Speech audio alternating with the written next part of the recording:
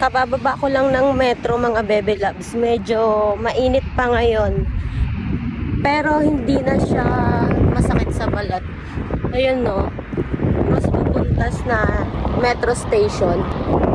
May nakita kasi akong Sapari Hypermarket dito. Titingnan ko kung may adaptor na yung paa niya ay bilog.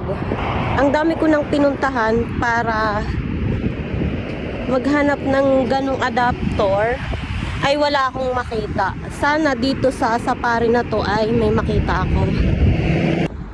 Ayan siya oh, yung Sapari na yan. Medyo malaki kaya sana ay meron dyang adaptor. Galing sa metro station, ayan.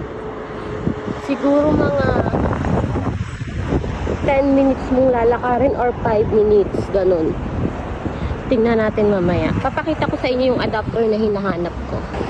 Ayan mga Bebe Loves, oh. Pero, ngayon lang ako nakapunta dito. Kaya hindi ko alam kung saan yung entrance. Tignan mo. I-try natin dito kung nandito yung entrance.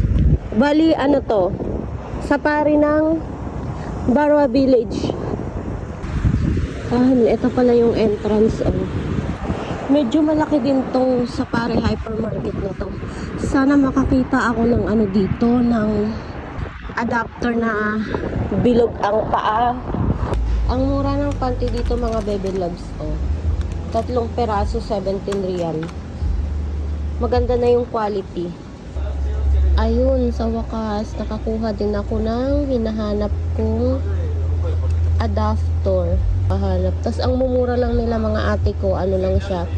Itong maliit, 5.5 real. Tapos ito namang malaki is 9 real.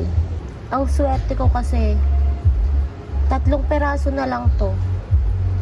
Wala na akong ibang mahanap na iba. 3 na lang talaga sila. Kukunin ko na kaysa mahirapan pa ako. Ayan lang yung nabili ko, adapter sa panty. Oh, ayan na mga Bebe Loves. Oh, nakuha ko na yung adapter na hinahanap ko.